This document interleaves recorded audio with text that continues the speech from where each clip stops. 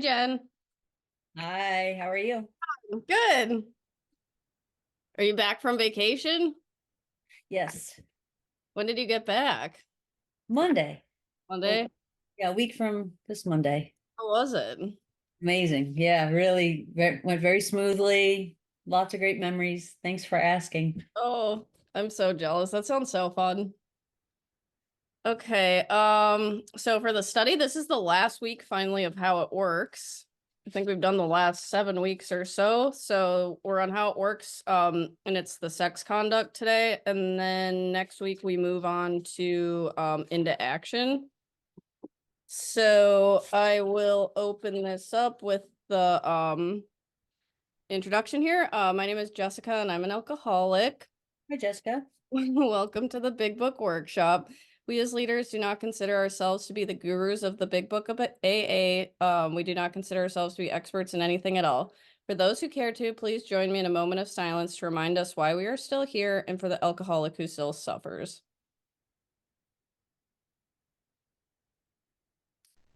And please join me in the workshop prayer. I don't have the thing pulled up, so I guess I can just read it. God, let me set aside everything I think I know about you, AA, myself, and my disease for an open mind and a new experience. Let me be honest and thorough. Amen. For the first couple of weeks, we'll go around the room and introduce ourselves, get to know one another. My name is Jessica, and I'm an alcoholic. Hi, Jessica. I'm Jen. I'm an alcoholic. Hi, Jen. It is the purpose of the workshop to experience the recovery process as outlined in the Big Book of AA, either for the first time or again, so that we may better carry out and understand our primary purpose, which is to stay sober and carry the message to the still suffering alcoholic. We are here to talk about recovery only and go through the 12-step process as outlined in the Big Book of AA.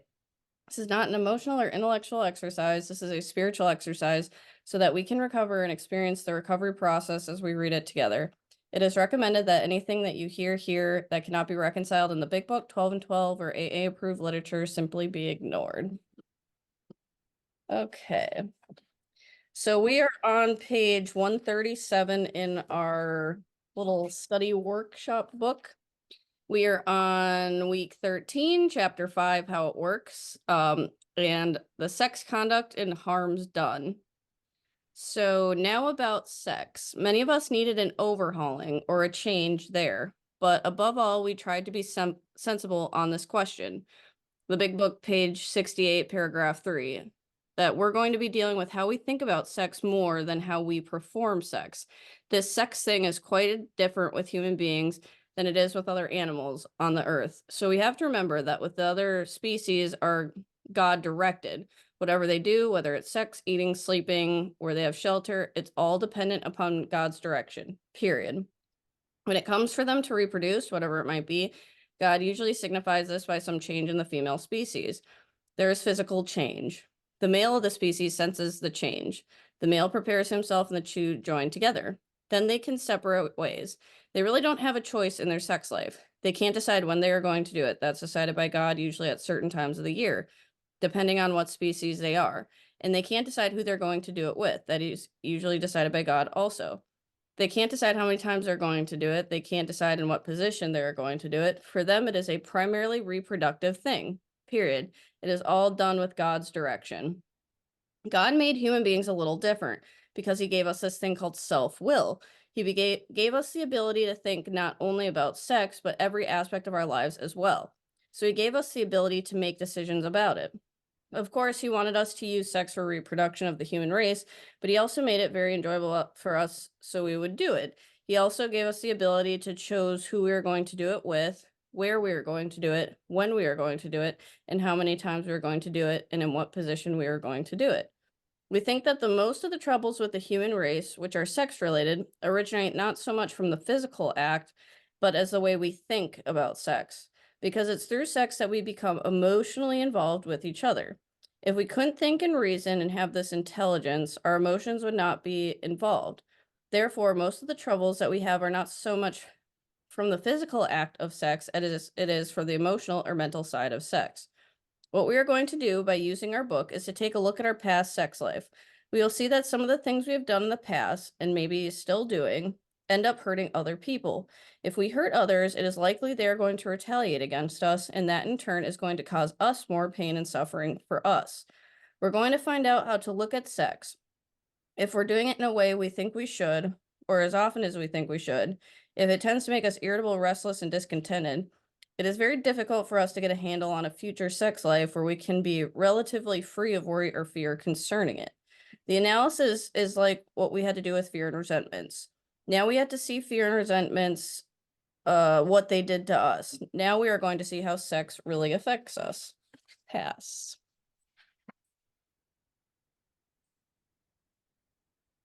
Says to read page 68, paragraph 4.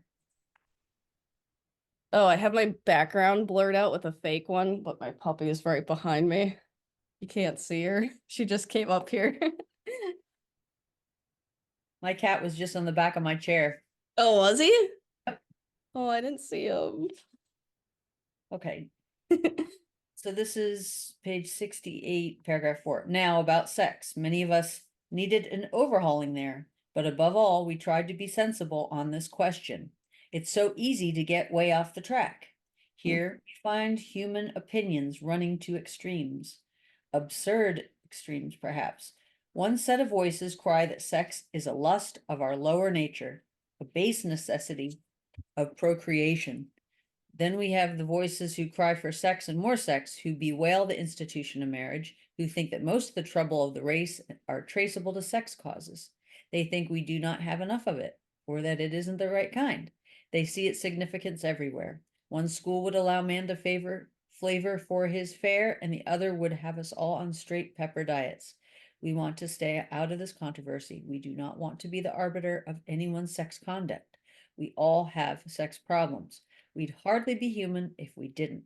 What can we do about them? We heard those voices all our lives. Those are those who say sex is dirty and you ought to do it one time in one position with one person only. And the only purpose for doing it is to reproduce. And if you enjoy it, there must be something wrong with you. And I've heard those voices over and over and over. This is the extreme on one end of the scale. I read that last statement above with complete relief, because I just knew that this book was getting ready to condemn me for what I had done in the past, and I knew it was getting ready to tell me what I was going to have to do in the future. I had already made up my mind. I wasn't going to pay any attention to it at all. I was relieved to see that the big book was not going to do that, and thank God it doesn't, because if the big book tried to tell me what was right and what was wrong in the sex area, and what I had to do in my sex life, then the big book could not match all human beings anywhere in the world. Our book is designed to be helpful for any alcoholic anywhere in the world. So thank God it stays out of that kind of controversy. Now I'll read page 69, paragraph 3. Whatever our ideal turns out to be, we must be willing to grow toward it. We must be willing to make amends where we have done harm, provided that we do not bring about still more harm in doing so. In other words, we treat sex as we would any other problem. In meditation, we ask God what we should do about each specific matter. The right answer will come if we want it. We see the same set of instructions in the big book on page 69, paragraph 2, for the sex inventory that we saw for the fears and resentment inventory, except they are worded slightly different. By looking at the past and writing it down on paper and analyzing it, we can develop an ideal for the future. We reproduce and multiply. It's part of life. Just like our resentments and fears, our sex drive is the same way. It's a great battle, the battle of life. Either we can let God control these things, or these things can dominate us.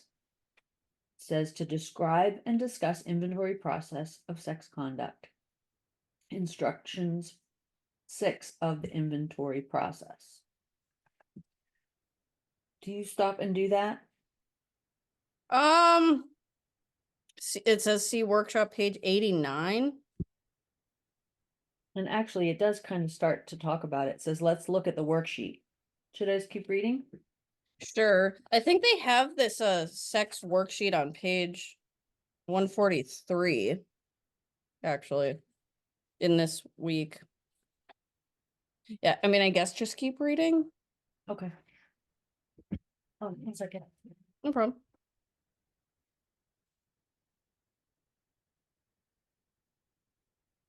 Are we?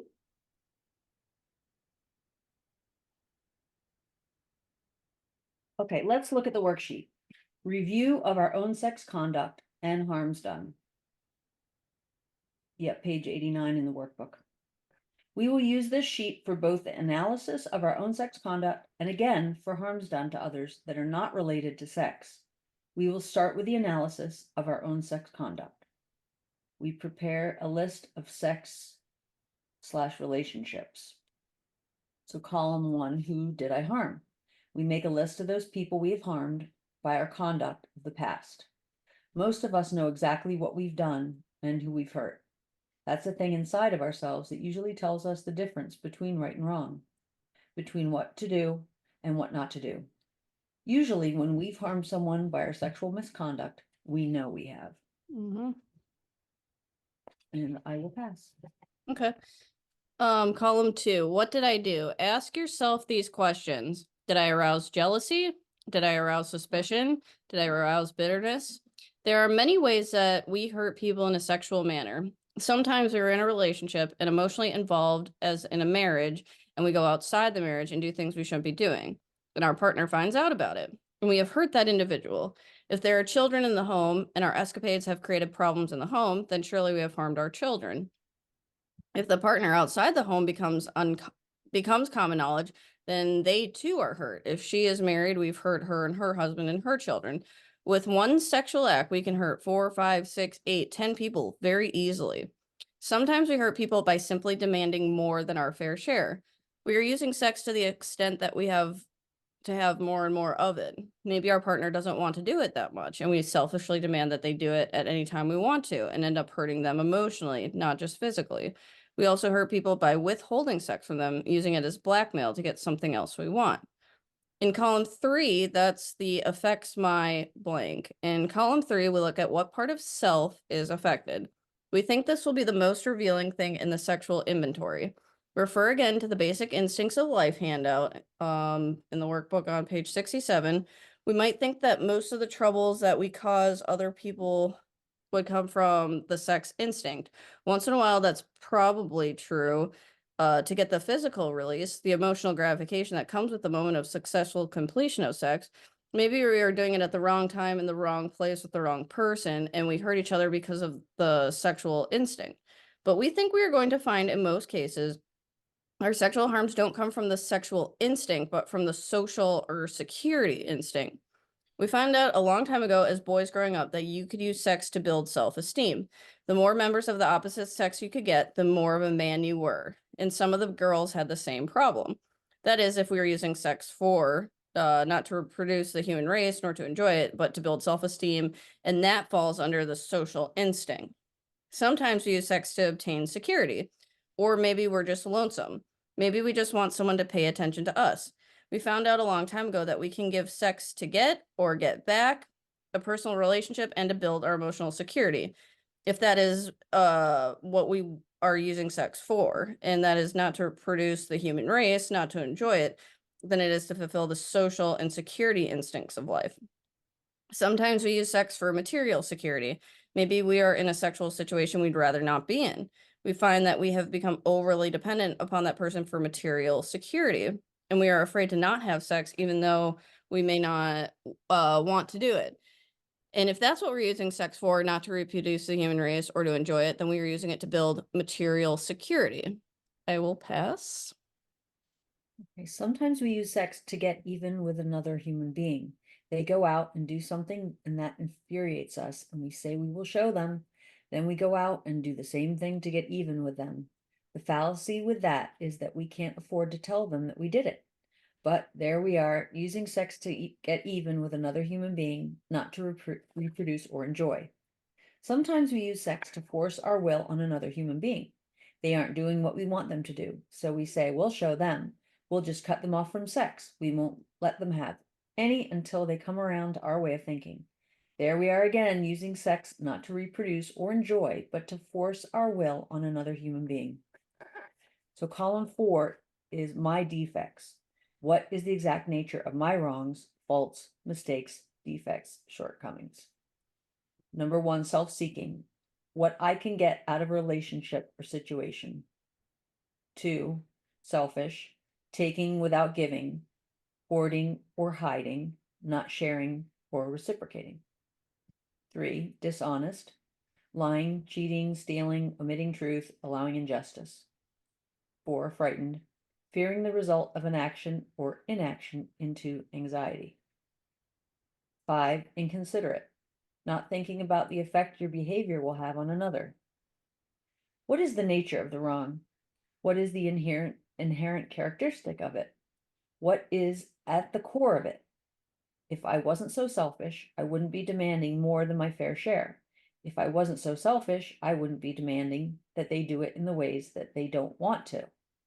I wouldn't be doing things that I shouldn't be doing in the first place.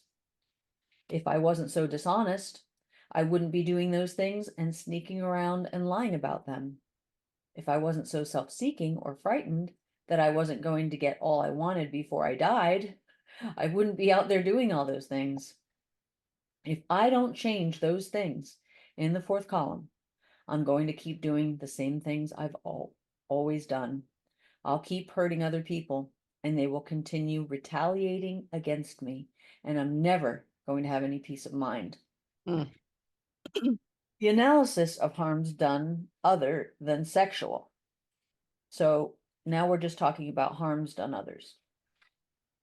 Referring to our inventory sheet again, we follow it just like we did on all the other inventory sheets, focusing on other harms done, not sexual. So column 1, who did I hurt? These are the people I might have hurt financially, or I may have undercut them and taken their jobs away. I may have stolen from them or hurt them physically in various different ways. If we have hurt other people, we know who we have hurt. We must make a list of them. Column 2, what did I do? And I'll pass column 3 to you. Okay. Column 3, what part of self is affected? I can't really do anything to hurt another human being unless one of my basic instincts of life is out of control. If my desire for personal relationships is too great, it may cause me to hurt another human being in some way. If my desire for security or sex is too great, it may cause me to hurt another human being. Always, there will be a part of self affected. Column 4, my defects. If I stay selfish, self-seeking, dishonest, frightened, and inconsiderate, I'm going to keep on hurting other people. Fear, guilt, and remorse will eat me up and eventually cause me to drink. Once again, we're doing step 4. This last sheet is the part of the inventory process. In taking all the worksheets together, resentments, fear, sexual conducts, and harms done, in the 4th column, we have listed the exact nature of our wrongs. For step 5, the defects we are willing to turn loose of in step 6, and the shortcomings we ask God to take away in step 7. Column 1 has all the names that will come from these worksheets to be used in step 8 and 9 at a later date. When I'm through with this last worksheet, then I have completed the entire 4th step inventory. In the big book on page 70 in paragraph 3, it says, if we have been thorough about our personal inventory, we have written down a lot. We have listed and analyzed our resentments. I hear in AA some people say, utilize, don't analyze. Well, I think in some places that's a good idea. What it means is let's quit doing so much talking and start working. To analyze something is to mean to get down to the truth of it. You know, when a detective comes to a crime scene, he analyzes the crime scene. He's trying to see the truth of it. Analyze is another word that Bill uses for truth. We've made a searching and fearless, moral, truthful, honest, analytical inventory. Bill doesn't say so, but we've listed and analyzed our fears.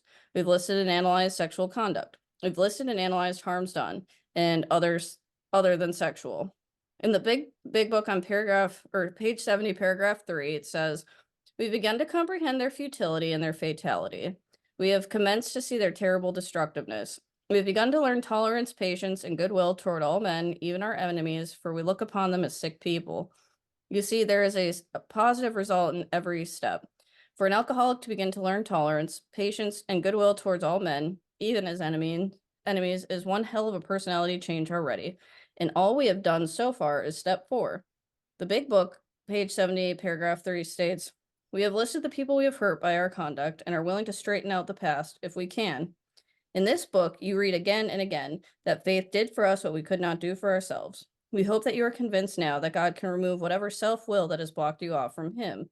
If you've already made the decision, step 3, and an inventory of your grosser handicap, step 4, then you have made a good beginning.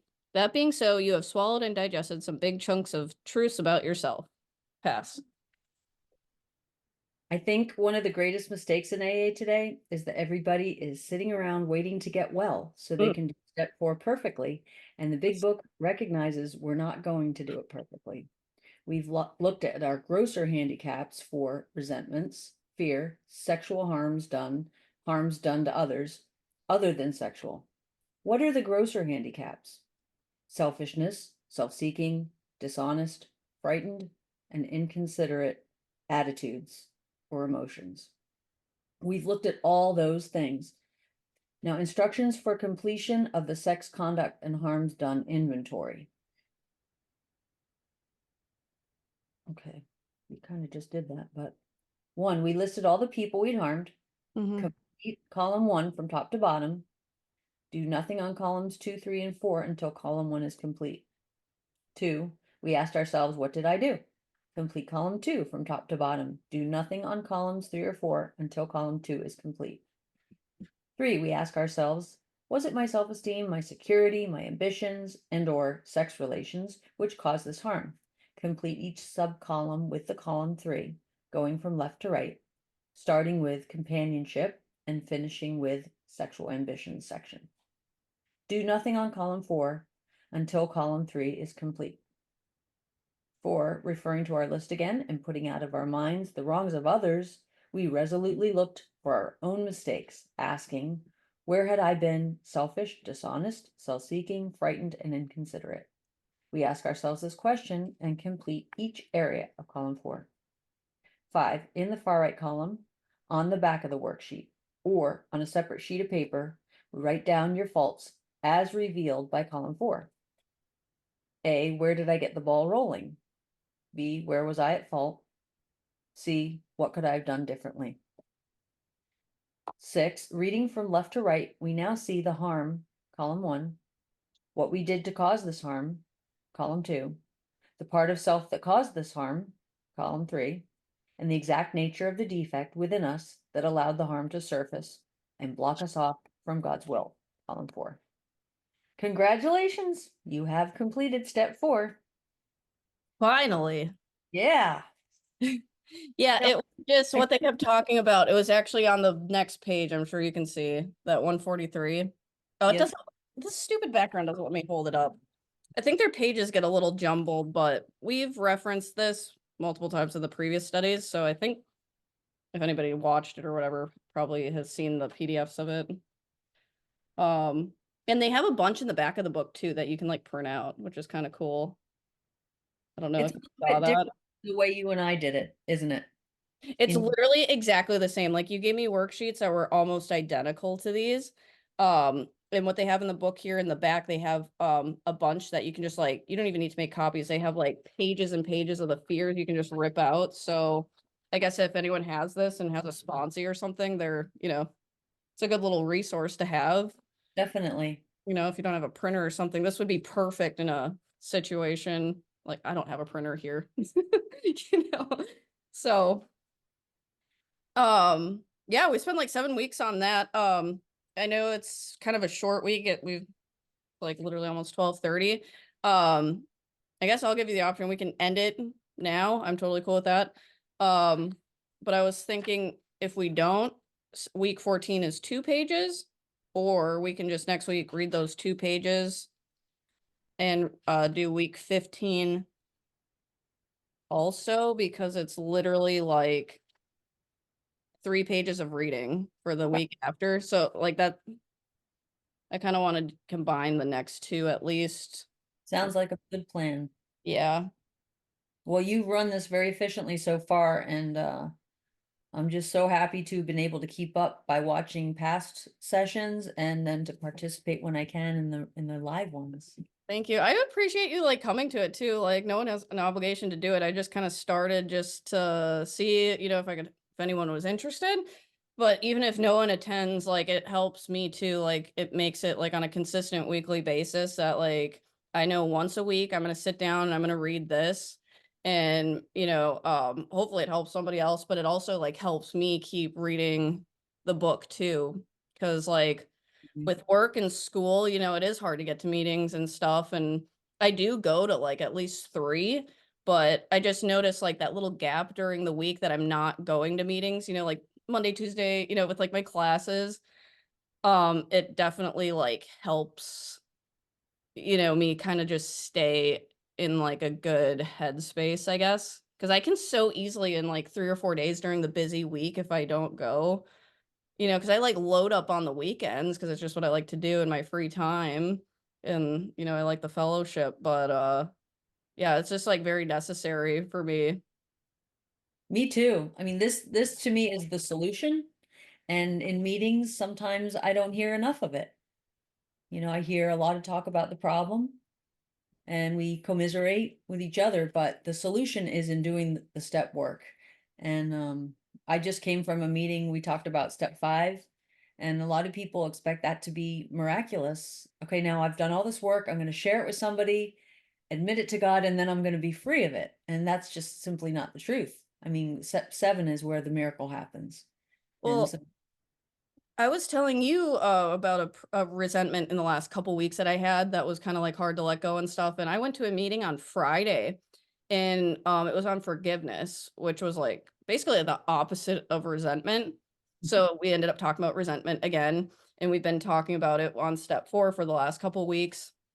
So it has been helpful, like, we've done this so much and I've done 2 fourth steps to the point, like, you can almost get to the point, of, like, doing it in your head, like, even if Mhm. you're not doing, like, a 10th step inventory, like, reviewing your day, like, we were talking about that on Friday with forgiveness. It's like, with the resentments, it's not like condoning any of this is, like, okay, but it's, like, just, like, letting some of it go. And, I've just been kinda doing that during the day with, like, I've been a little frustrated with one little thing lately, and it's like, I'll just do a quick 4 step and not even think about it. Yeah. Like, I'm not intentionally doing it. I'll be, like, walking my dog. I'll be, like, like, thinking about this thing that's pissing me off, and then I'll be, like I can just be, like, "Alright, this person's not doing anything," like, I'm being whatever, and, um, it's just really funny how you just, like, do it automatically, and Yeah, yeah. it just No, is that's a good point. helpful. You're right. I think I'm simplifying it by saying that these steps aren't successful in doing what we're trying to achieve. They are successful. I do mini step 4s. Sometimes I'll call my sponsor and she'll ask me to do a mini step 4 on it. And it does. It helps just bring the focus to me and I can change me. I can change me with God's help, but I can't change other people. Mhm. Yeah. But I'm excited to move on to the into action, Yes, with me the too. I'm excited to move on to the next thing. So that'll be cool for next week. Do you And I should be able to attend, from now on, so that's great. did you want to do Wednesdays or Tuesdays, or what were you like? Is your Um, group on every Tuesday that you wanted to do? that's been my home group, my home AA meeting. Oh, Um, okay. so if possible, this works great. If not, It works better for me on Wednesdays right now for the summer, like for it will real. be better for me, so that's settled. Sounds good And to me. I'll tell you that you have inspired me and 2 girlfriends to do this step study starting Thursday night. The 3 of us are just gonna get together and do it.